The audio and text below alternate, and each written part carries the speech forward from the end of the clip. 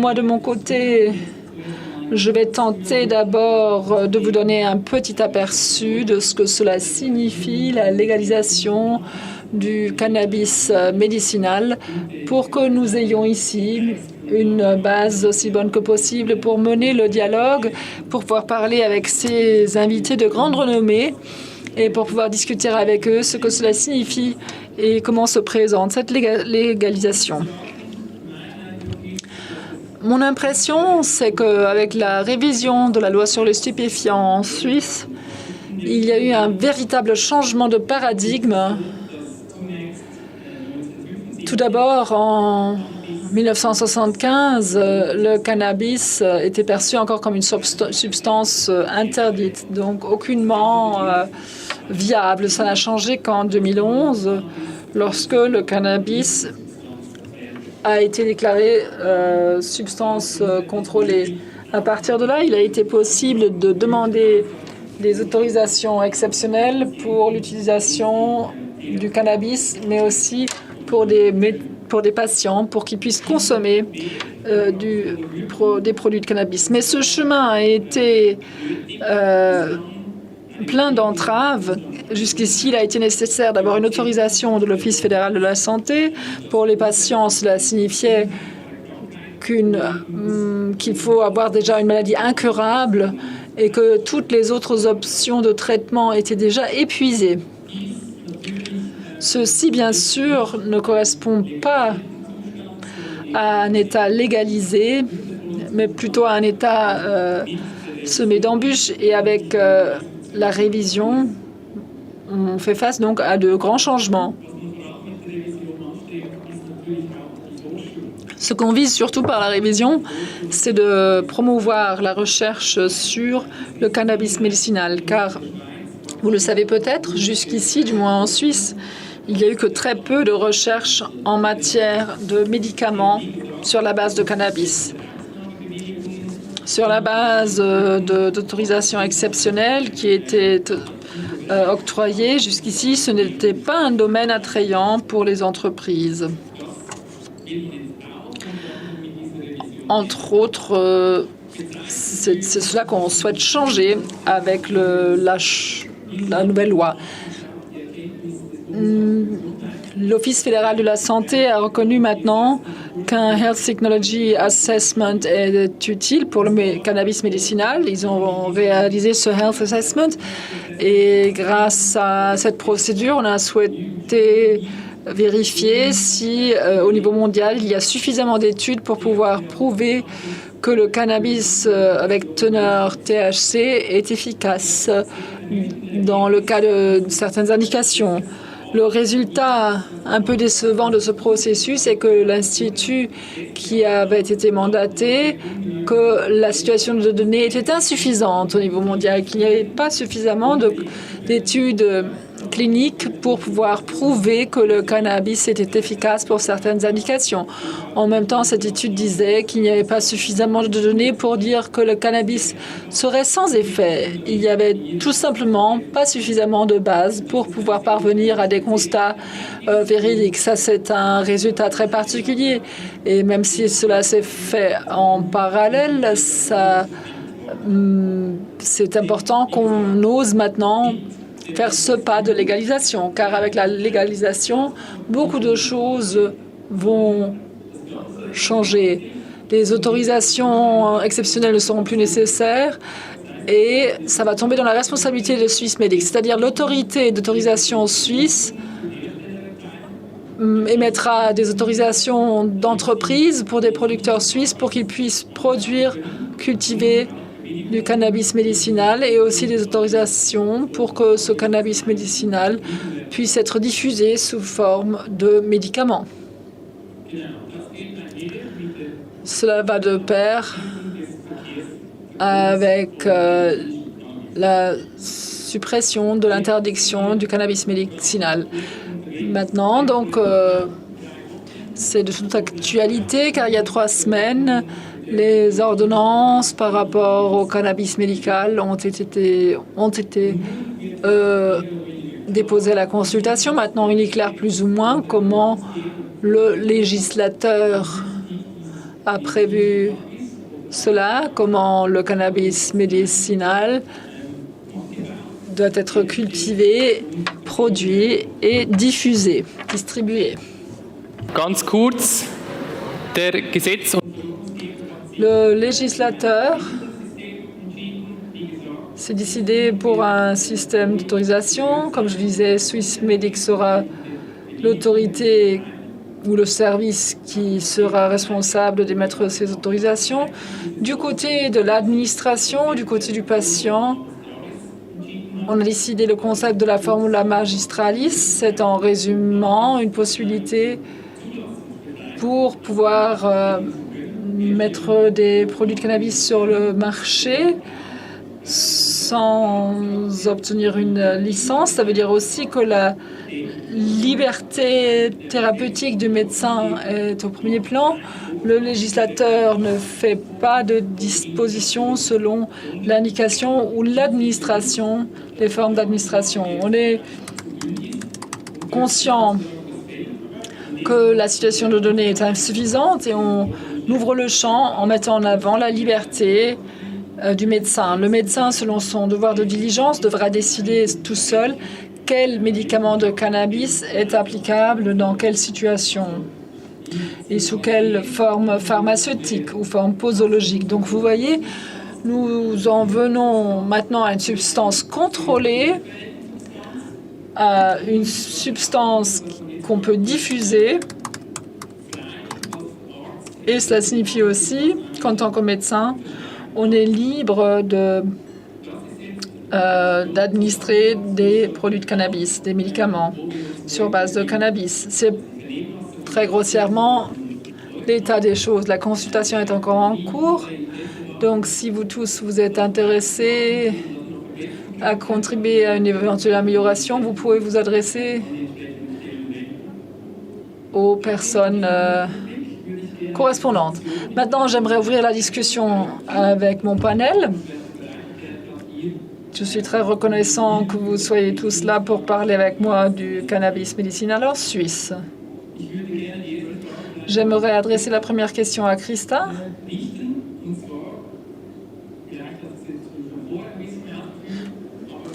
Peut-être que tu l'as expliqué déjà un petit peu avant, mais est-ce que tu peux expliquer encore une fois ce que c'était la motivation initiale de déposer une motion pour la légalisation du cannabis? Merci beaucoup. La plante du chanvre est vraiment une plante très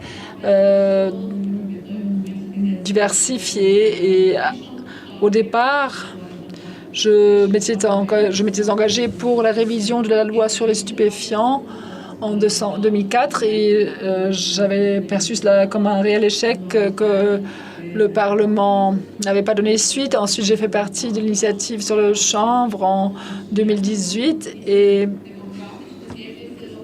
ces résultats démocratiques, bien sûr, on est obligé de les accepter, mais ce qui ne me convainquait pas à l'époque et aujourd'hui, on n'a pas de majorité pour la consommation récréative de chanvre, ce que je trouve un petit peu un paradoxe, parce que la prévention et la protection de la jeunesse ne seraient pas possibles. Mais, du moins, on devrait pouvoir utiliser cette plante à des fins médicinales. Et un collègue de ma ville de naissance s'est déjà engagé à ce niveau. Et grâce à des autorisations de l'OFSP, il a commencé à cultiver du chanvre médicinal et nous en avons discuté de façon très intense qu'éventuellement, on devrait séparer la question de la légalisation de la consommation récréative avec la consommation médicinale. C'est pour cela que je m'étais concentrée sur l'utilisation du chanvre à l'utilisation médicale. Aussi parce que les pays avoisinants avaient fait avancer la légalisation et la Suisse était un peu dans le risque de perdre le lien, de perdre la suite, car nous voyons que c'est vraiment une très grande tendance. Merci beaucoup pour ces explications. Pour situer un petit peu le contexte, Christa Marc Valère avait lancé une pétition à l'époque qui a débouché sur cette révision. Et en même temps, on lit toujours dans la documentation, que l'OFSP n'est pas trop malheureux, qu'on puisse s'éloigner des autorisations exceptionnelles. On nomme des chiffres, combien d'autorisations exceptionnelles sont émises chaque année. Je crois que c'est environ 3000. Est-ce que c'est correct? Et l'OFSP a expliqué que ça n'avait plus tellement le caractère d'une autorisation exceptionnelle si on arrive au nombre de 3000. Donc, la prochaine question pour Adrian de l'OFSP. Et je le remercie de représenter un petit peu le côté des autorités ici, les offices fédéraux. Est-ce qu'on peut placer cela dans un contexte? J'ai trouvé cette argumentation très bonne et très judicieuse qu'en tant qu'OFSP, on dise « bon, ça n'a plus rien à voir avec une autorisation exceptionnelle ». Maintenant, rien que par le résultat, on peut dire « oui, d'accord ». L'OFSP a aussi atteint un objectif. Ils ne sont plus obligés d'émettre des autorisations exceptionnelles. Est-ce que c'était la motion qui était à l'origine pour cette révision ou est-ce que c'était un avantage que du côté des autorités on ait pu dire il nous faut là un changement? Bon, c'est presque déjà une question technique. Je ne sais pas si le public veut savoir exactement quelle a été l'origine. Au départ, il y avait une motion de Mme Kessler qui souhaitait examiner si, à des fins médicales, on pouvait réaliser un projet pilote. Le Conseil fédéral l'avait rejeté, cette motion, parce que ce n'est pas la tâche de l'État. C'est en train de se changer un petit peu avec la situation du Covid, mais en principe, ce n'est pas la tâche de l'État de promouvoir des produits médicinaux en Suisse. Donc, le Conseil fédéral exigeait un rapport et sur la base de ce rapport, je crois que c'était en 2018, le Conseil fédéral a décidé qu'on devait prévoir une révision. La motion de Mme Markwalder est entrée en ligne de jeu. Il y a eu d'autres motions. La commission de santé du Conseil national, la motion de Mme Markwalder exigeait que l'exportation et la culture à des fins médicales devaient être rendues possibles. C'est certainement un des aspects importants de cette motion. Et bien sûr, ce qui est également entré en jeu, c'est une évaluation de ces autorisations d'exception que l'Université de Berne a réalisées, qui d'un côté juridique ont constaté que si pour de nombreuses demandes et autorisations, cela ne correspondait plus au caractère exceptionnel dans le sens du droit et que cela ne correspondait plus à l'état des choses dans la société de régler ces choses de cette façon-là. Donc ce sont les différents éléments qui ont une influence. Bien sûr, nous ne sommes pas malheureux si nous, dans nos bureaux, on ne doit plus décider de demandes individuelles de patients. Nous sommes tout simplement trop éloignés de cette histoire parce que maintenant, ça a pris quand même une certaine ampleur. Il n'en est pas de même pour les hallucinogènes ou des substances plus petites qui sont encore utilisées différemment. Et là, on peut regarder de plus près comme le législateur le demande. Mais là, pour le cannabis, ce n'était plus réaliste. Merci beaucoup pour ces explications. J'ai trouvé ça intéressant car je crois on n'est pas tellement habitué. Enfin, c'est intéressant de recevoir l'impression qu'une autorité, un office fédéral soutient cette idée d'apporter un changement. Et je crois que ça a fait l'objet d'un consensus. Et même l'administration dit qu'il faut changer le système qui n'est plus d'actualité. Peut-être juste pour réagir à cela, c'est bien sûr la tâche de l'autorité de soigner la législation et de faire remarquer le Conseil fédéral si l'état de la loi ne correspond plus aux réalités sociétales. C'est quand même aussi une tâche de l'autorité. Le législateur, finalement, c'est le Parlement ou le peuple en Suisse. Merci. Venons-en un petit peu aux résultats. C'était peut-être plutôt l'histoire maintenant, ce qui était à l'origine, ce qui d'un point de vue juridique est très intéressant. Tous ces articles après font l'objet d'interprétations aussi. en faveur ou défaveur de certaines personnes. Mais maintenant, venons-en aux résultats. Rudolf, j'aimerais bien adresser cette question à toi. Toi, par le passé, tu t'es penché sur l'utilisation médicale du cannabis. J'ai tenté de donner un petit peu un aperçu de ce qui nous attend. Est-ce que tu es satisfait de ce qui en est actuellement dans la loi ou dans l'ordonnance?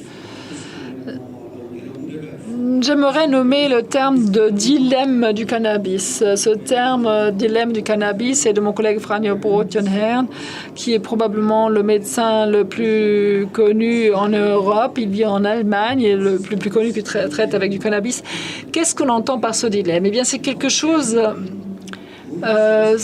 une chose à laquelle je suis confrontée tous les jours. Les patients, par l'automédication ou l'autothérapie, savent souvent davantage sur les effets du cannabis que le médecin traitant.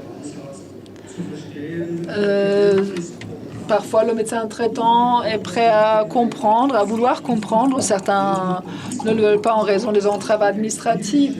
Et c'est ce pont qu'il faut jeter entre l'application empirique et la médecine basée sur l'évidence. Moi, je viens du camp des médecins qui font de la médecine basée sur l'évidence. Mais c'est ce pont qu'il faut jeter. Et aujourd'hui, j'accepte aussi des expériences de la médecine et je suis plus d'avis qu'il faut assurer à 100%, sécuriser à 100% les résultats. Il existe une organisation qui s'appelle Patients Out of Time, et c'est ce qui nous provoque dans la science. Les patients disent on ne peut pas attendre à ce que les médicaments soient homologués, Swissmedic. Et qu'est-ce qui se passe? Et c'est pour cela que la législation, cette modification, présentera vraiment un jalon. Ce sont des patients qui vont dans la rue, ils n'ont pas le soutien du médecin de famille parce qu'il ne veut ou il ne peut pas. Et il ne s'agit pas là d'inventer la roue, mais la plante médicale du cannabis existe depuis des milliers d'années. Mais on essaie de traiter les convictions qu'il y a dans la société. Et donc, on a, si vous voulez, créé un advisory board. On regroupe, on récolte des évidences, mais on récolte aussi les expériences des patients. C'est ça notre tâche. Merci beaucoup. Je vais maintenant passer la parole à Félix. Peut-être aussi un peu avec une orientation sur les résultats. Je pense que toi aussi, tu as suivi de très près la révision de la loi et peut-être aussi l'ordonnance de mise en œuvre qui sont en train d'être élaborées maintenant. En ce qui concerne le résultat visé, d'un point de vue de l'organisation de patients, est-ce qu'on est satisfait? Pour l'instant, nous ne le voyons pas, car les patients qui se font traiter déjà maintenant ont une gamme très importante de produits à leur disposition sur le marché noir ou sur Internet, ou s'ils font leur propre culture. Nous sommes très spécifiques quant à l'utilisation, dans quelle situation. Eh bien, si nous n'avons pas de gamme de produits, bon, ça mettra encore quelques années jusqu'à ce qu'on ait suffisamment de connaissances. La plante, elle est tellement diversifiée, la posologie elle est tellement diversifiée jusqu'à ce qu'on ait vraiment des produits différents qui sont disponibles de façon légale. En principe, nous avons dit la loi est suffisamment ouverte. Tout peut encore se passer, mais l'insécurité est là. Et d'une part, donc la grande crainte, c'est la question du prix. Et ça aussi, c'était une des raisons de faire cette loi, parce qu'on souhaitait endiguer le marché noir.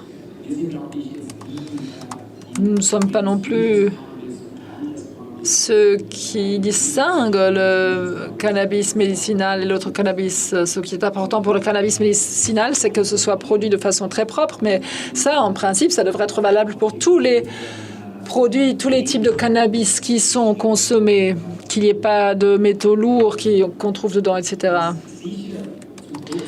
Ce qui a peut-être encore été un peu laissé de côté avec la loi, ce sont les applications quotidiennes.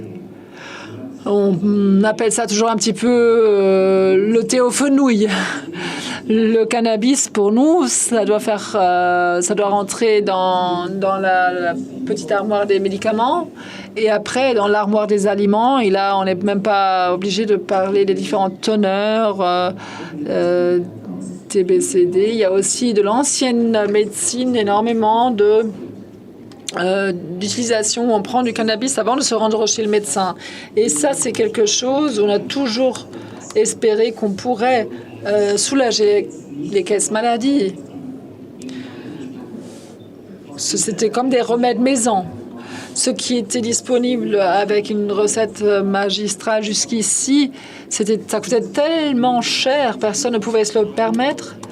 Et il n'y a presque pas de personnes qui se voyaient dédommagées par les caisses maladies. Et moi, je comprends les caisses maladies. Ça coûte 20 fois plus que sur un marché dans un autre pays. Là, nous sommes curieux, très curieux.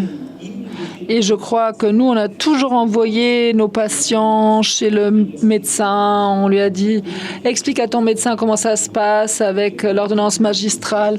En fait, ils ont pris l'ordonnance magistrale pour se protéger eux-mêmes si jamais ils étaient confrontés à des problèmes avec la police, qu'ils puissent montrer, voilà, j'ai ça vraiment du médecin. Et souvent, il y a des personnes qui l'ont cultivé elles-mêmes ou qui l'ont acheté sur le marché noir. Nous sommes curieux, hein? C'est un appel aux producteurs de nous fournir une gamme aussi large que possible dans les produits dans les années qui viennent. Ce savoir, comme on a dit, ce savoir est là. Et on utilise maintenant le savoir. La formation continue de médecins a eu lieu pour la première fois comme ceci cette année. C'est un pas énorme parce que les médecins, c'était eux le problème. Ils ne pouvaient pas se consacrer à cela. Ils n'avaient rien à prescrire. Et si on voit l'Allemagne, ça va aller vite. Je crois qu'en Allemagne, ils ont mis 5 ans.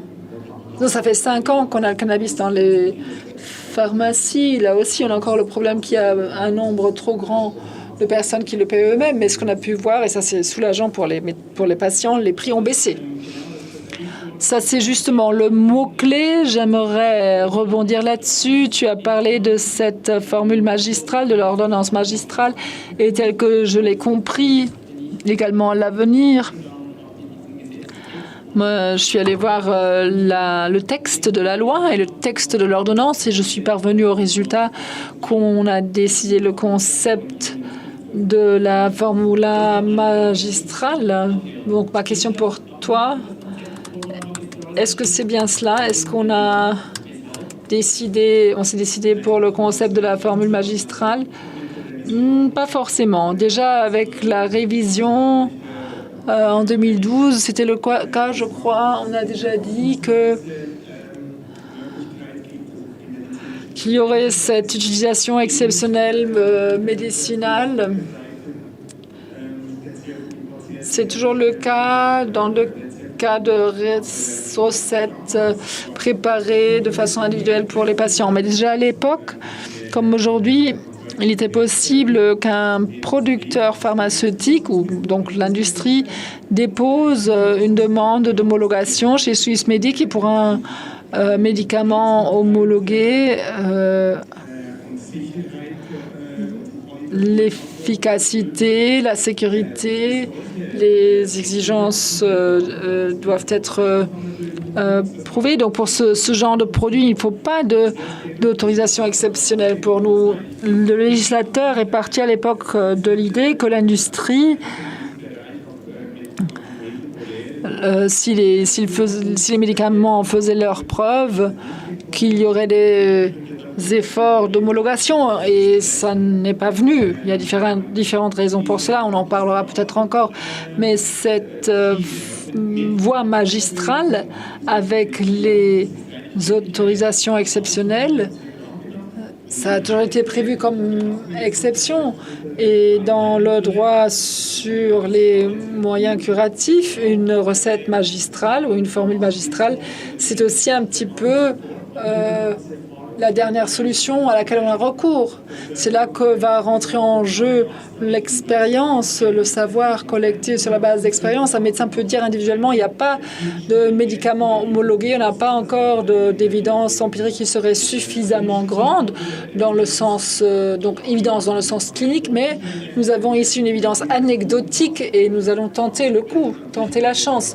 Mais bien sûr, si un produit doit être homologué, la société, le patient, la patiente s'attend à ce que les preuves d'efficacité, de sécurité ont été fournies. Bien sûr que les exigences doivent être encore beaucoup plus grandes pour la rémunération, car dans notre système solidaire des assurances maladie, on ne veut pas payer pour quelque chose en tant que citoyen où l'efficacité n'est pas prouvée. Mais si quelqu'un le fait de façon expérimentale entre patients et médecins, comment on veut l'appliquer, cela devrait être possible. Et cette modification de la loi permet cela. Nous espérons bien sûr qu'il y aura quand même des efforts d'homologation sur la voie correcte, officielle, des moyens curatifs, des produits qui arrivent sur le marché qui peuvent être indemnisés, dédommagés. Une ordonnance magistrale, là, normalement, c'est pas dédommagé.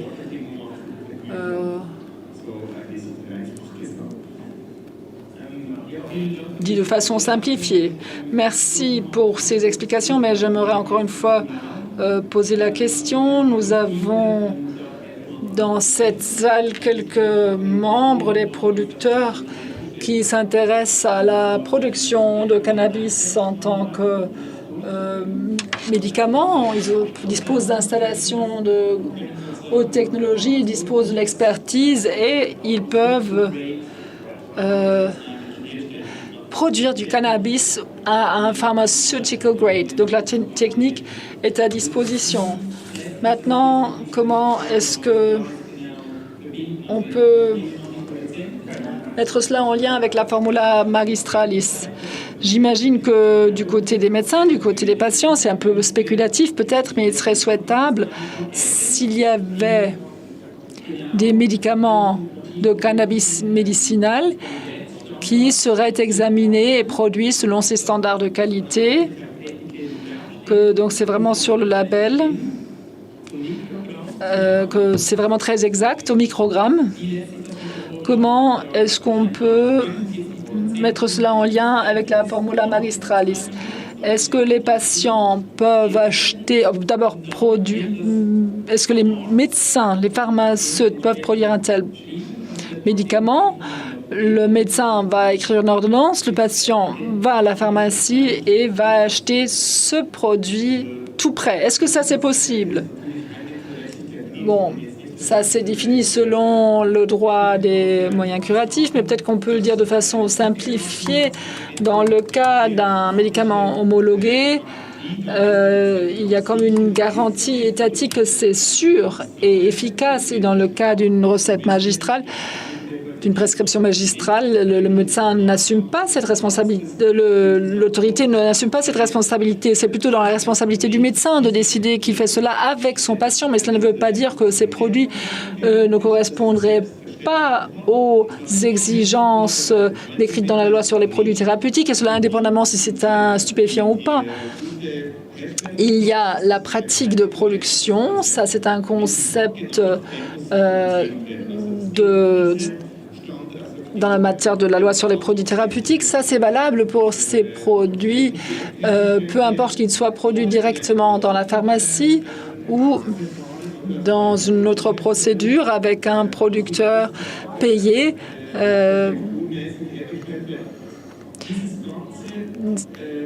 Toute cette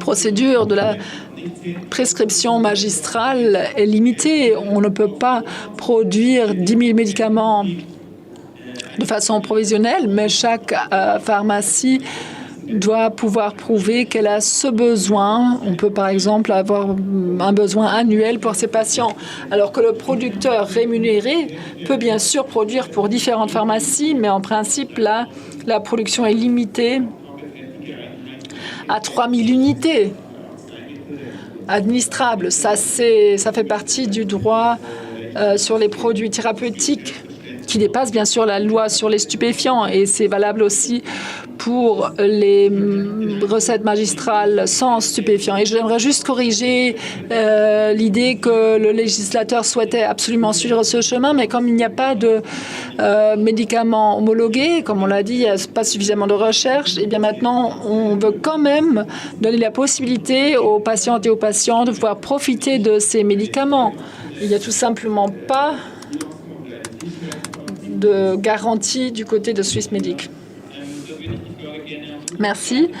J'aimerais bien poser la même question à Rudolf. Je suis sûre que toi aussi, tu as une idée de comment cela se présente avec les préparations magistrales. Est-ce que tu trouves que c'est une bonne idée de choisir cette voie, ou est-ce que tu trouves ça bien que le pharmacien fait son propre mix?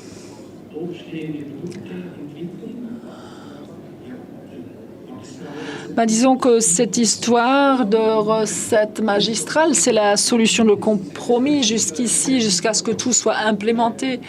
La révision de la loi, les procédures d'homologation, là nous sommes dans une ligue complètement différente que les préparations magistrales. Je mentionne la seule préparation qui est homologuée en Suisse, c'est un spray buccal. Là, des centaines de millions ont été investis. C'est le premier extrait de cannabis standardisé qui a été homologué, et cela en Suisse et non pas aux États-Unis. Mais ça, c'est une ligue complètement différente. Et quelle variante avons-nous ici? Ce que le pharmaceute apprend durant les études, c'est la fabrication en pharmacie. Maintenant, il y a très peu de personnes en Suisse qui le veulent avec le cannabis. Après, on peut en acheter sous forme d'huile ou de teinture. Et pour moi, c'est un no-go.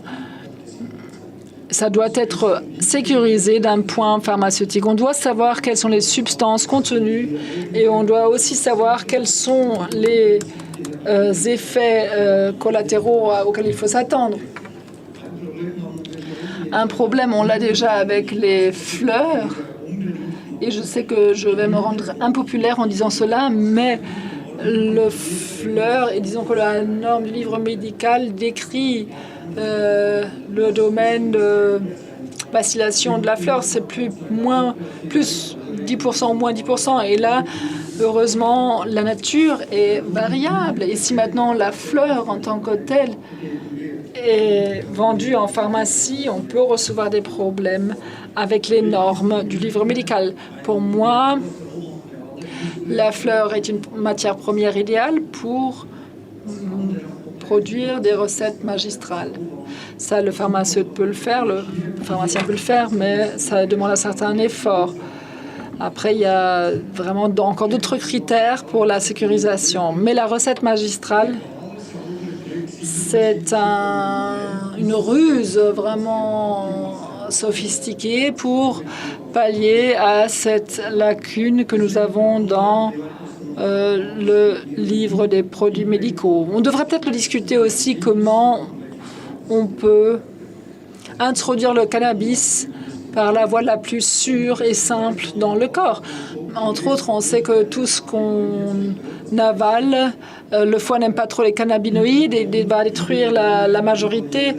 Est-ce qu'on passe par la bouche, par les poumons, est-ce qu'on inhale? Donc là, on est en train de préparer un produit sous forme de spray buccal. Es braucht die moderne Forschung und vor allem braucht. Donc on a besoin de recherche moderne et on a besoin d'investisseurs. En résumant, on peut dire que la recette magistrale, c'est une action excellente pour jeter le pont. Merci. Merci aussi pour ces explications. Cette formula magistralis est nouvelle pour beaucoup de personnes. Von Lino als Vertreter der Pure. J'aimerais bien aussi entendre la vue du producteur, peut-être par Lino de la Pure Holding. Tout à l'heure, j'ai tenté de le montrer un petit peu. Il faudra certaines autorisations du côté de Swissmedic, qui est l'autorité d'homologation. Est-ce que ce sont des exigences compréhensibles pour un producteur ou est-ce que c'est de nouveau quelque chose qui vous freine? Est-ce qu'il y a des coûts qui sont générés? Félix l'avait mentionné. Est-ce que cela rend le produit trop cher? Comment vois-tu les choses? Je crois qu'à la base, déjà, chaque forme de régulation qui amène une amélioration du statu quo est à féliciter, même si cela dépénalise des centaines de milliers de patients et assure une sécurité, une protection des patients.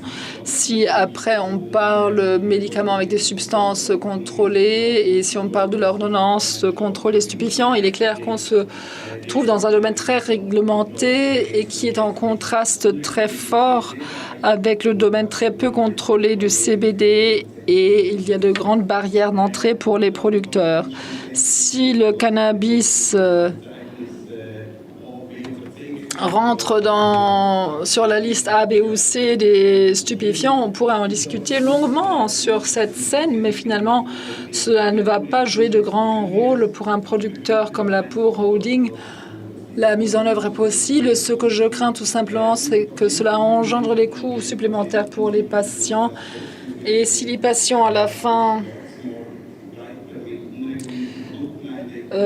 s'approvisionnent avec des produits non réglementés, la réglementation a échoué. Donc, c'est à éviter.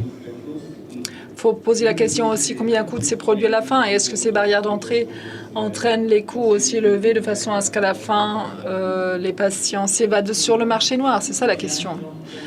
Merci. Si on tente encore de jeter le pont vers la recherche pharmaceutique, peut-être encore la question pour toi, Christa. Tu as parlé dans une intervention d'une plante hautement technologique par rapport au cannabis. Est-ce que tu as des idées dans quelle direction la recherche va évoluer? Je crois que cette question, on la pose, devrait la poser plutôt aux pharmaciens et aux chercheurs ici sur scène. En fait, j'ai pensé, j'aimerais que écouter maintenant parce que ce sont de très belles formations continues de ce qu'on devrait ramener au plan politique. Alors, Lino, est-ce que toi, tu peux dire quelque chose d'un point de vue de producteur concernant la recherche? En fait, nous n'en sommes qu'au début de comprendre cette plante et ça, c'est aussi quelque chose qui m'enthousiasme dans mon travail. En très peu d'années, on est en mesure de rattraper le retard que la plante a subi par la prohibition et cela amènera de nombreuses nouveautés. La médecine basée sur le cannabis, on ne le trouve toujours pas sur les plans d'études des études de médecine. Dans quelques années, on aura les premières personnes travaillant dans ce domaine qui ont grandi sans cette stigmatisation. Et les résultats sont très importants pour nous et nous livrent énormément d'informations pour optimiser la culture de façon à ce que les plantes puissent être taillées sur mesure pour répondre aux besoins des patients. Merci. Ce sera certainement très passionnant de voir ce qui existera. Nous essayerons donc de jeter ce pont grâce à la formula magistralis pour pouvoir promouvoir la recherche. Moi, personnellement, j'ai encore plein de questions parce que nous avons vraiment un panel de personnalités très intéressantes avec nous.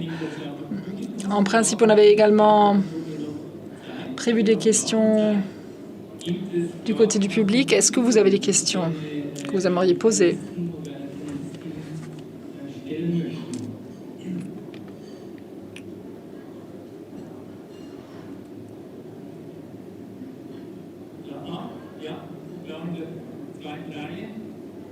Au deuxième rang,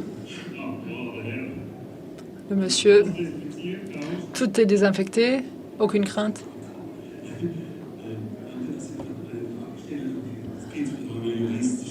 C'est une question juridique. Dans la loi sur les stupéfiants, article 8, le cannabis est toujours décrit comme substance interdite, comme l'unique plante. Ne serait-ce pas grand temps qu'on supprime cela et qu'on le détache des substances interdites? Est-ce que toi, Adrien, tu veux dire quelque chose? Mais ça, c'est une question à la politique, très clairement. Bon, on souligne l'utilisation médicale. Cette révision qu'on a adressée viendra au milieu de l'année prochaine, mi-août, si tout se passe bien, entrera en vigueur. Et vous adressez aussi l'emploi non médical. Là, effectivement, je dois donner la parole à Christa Marquardt. Allez, je prends la parole. Je crois que tout a un sens issu du constat que toute prohibition, peu importe qu'il s'agisse de fin médicale ou non, a échoué. Jusqu'ici, je dois dire, dans la population, nous n'avons pas trouvé de majorité.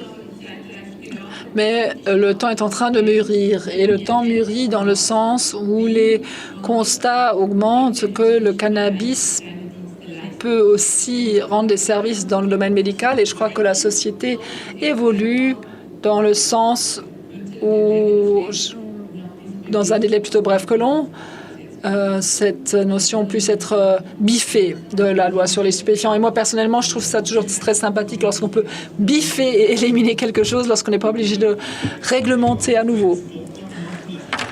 Un tout petit spot encore, on en parlera, je crois, encore, sur les essais pilotes avec le cannabis, juste pour la perspective du Conseil fédéral. Si on élimine l'interdiction, on aurait un marché complètement libéralisé. Normalement, on procède à un nouveau règlement. La question alors se pose comment et avec quelle intensité. Jusqu'ici, il n'y a aucun pays qui a légalisé, qui n'aurait pas émis un autre règlement. Souvent, ce sont des réglementations très strictes qui vont nettement plus loin que pour l'alcool et le tabac. Ce qui pourrait représenter un petit peu la perspective du Conseil fédéral, c'est qu'on voudrait attendre d'abord les projets pilotes, les essais, pour voir ce qui bouge, parce qu'il y a un consensus du gouvernement, dans le Parlement, et je dirais aussi dans la population. Nous avons eu là un sondage représentatif concernant les attitudes de la population concernant la réglementation, qui a été publié au mois de juin. Cette année, le statu quo n'est pas satisfaisant, aussi dans le domaine non médical, mais ce qu'on veut finalement, c'est là que tout est décidé, et c'est là qu'il y a aussi des zones grises qui entrent peut-être en ligne de jeu. On peut parler d'un marché complètement libre, où on fait de la publicité, pas de protection des jeunes, etc., jusqu'à un marché très, très réglementé, qui a le public health privé au premier plan. Et je crois que c'est cette discussion-là qui sera passionnante, qui sera aussi très politique. Et cette vision, elle n'existe pas encore. Je crois que supprimer l'interdiction, il y a des majorités qui disent que c'est pas judicieux, mais après, l'orientation, la direction à prendre, ça, il y aura encore des discussions à mener. Merci pour ces explications. J'espère que on a répondu à votre question. Est-ce qu'il y a encore d'autres questions? Deuxième rang.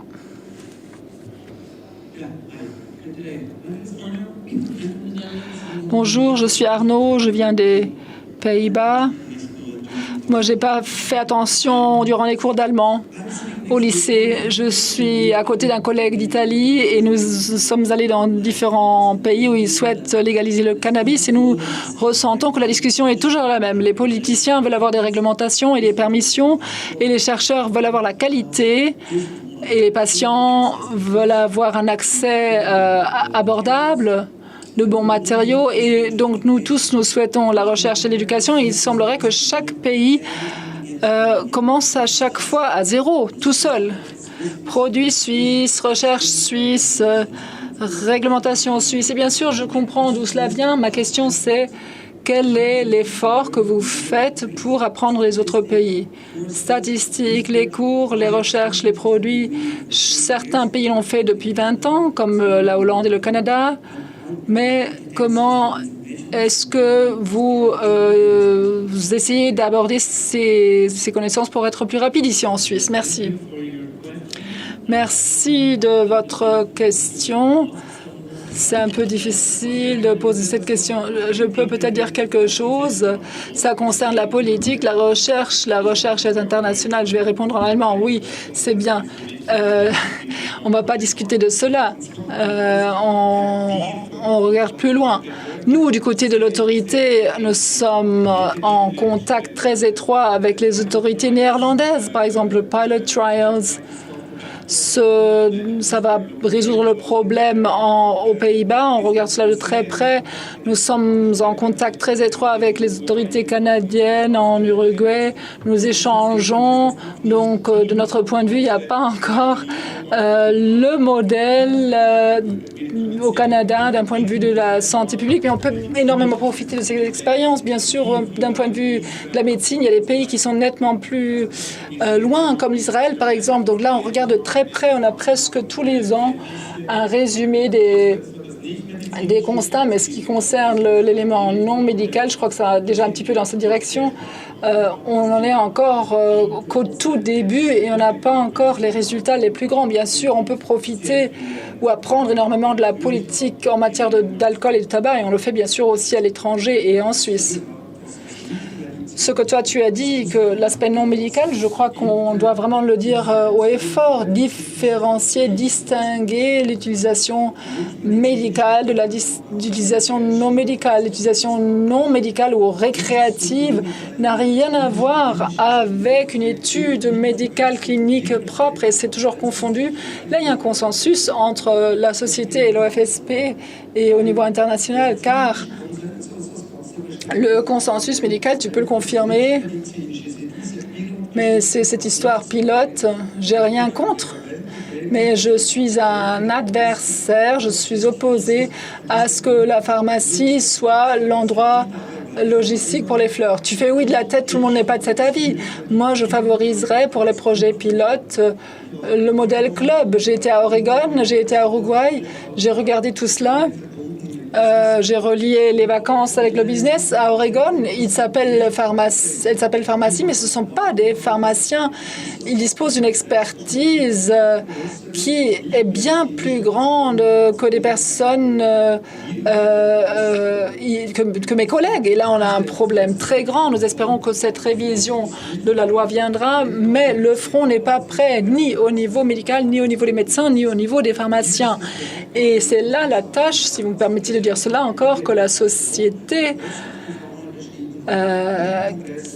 assume l'éducation par le biais de congrès, par le biais de directives qu'on émet aussi pour l'OFSP avec des personnes du front. Et moi, ce que j'ai retenu lorsque je suis partie en 2014 de l'université a omis de me remplacer. C'était en fait une chaire pour le cannabis. Ensuite, le Parlement de Berne a exigé qu'auprès de l'université de Berne, on devrait introduire une chaire pour la médecine basée sur le cannabis. Ça a échoué pour des raisons de budget. Nous allons maintenant intégrer un curriculum interdisciplinaire avec des étudiants en médecine et des étudiants en pharmacie. C'est ainsi qu'il faut procéder à un niveau bas pour être prêt pour la révision légale. Et là, j'ai de grands doutes que ça va fonctionner au front, malheureusement. Merci pour ces explications. J'espère qu'on a répondu à votre question. Encore une dernière question.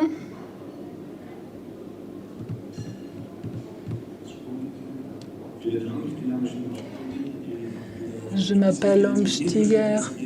Moi, cela m'intéresserait par rapport au côté de producteur. Le site de la Suisse, est-ce qu'il est intéressant? Est-ce qu'il y a des avantages compétitifs?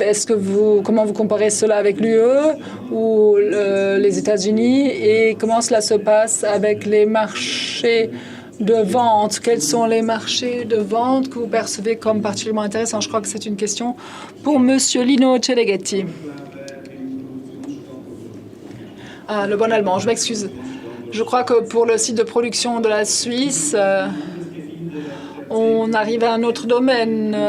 Lorsque la teneur en CBD était complètement irrégulée, on a pour le marché THC un marché très réglementé. Donc, je pense que la production suisse sera certainement importante.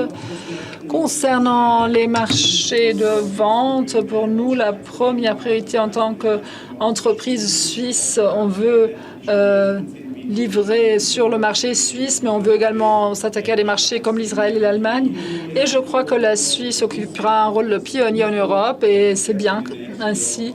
Mais on aura également d'autres marchés de vente dans les années qui suivent, comme on l'a vu déjà dans les États-Unis, avec un effet domino où un État après l'autre a réglementé. Et je crois que c'est une chose à laquelle on peut s'attendre aussi en Europe. Et là, la conscience a augmenté aussi bien du côté de la politique que du côté de l'OFSP, que cette responsabilité, on souhaite l'assumer et occuper ce rôle de pionnier pour pouvoir prendre le lead de la production de cannabis en Europe. Merci.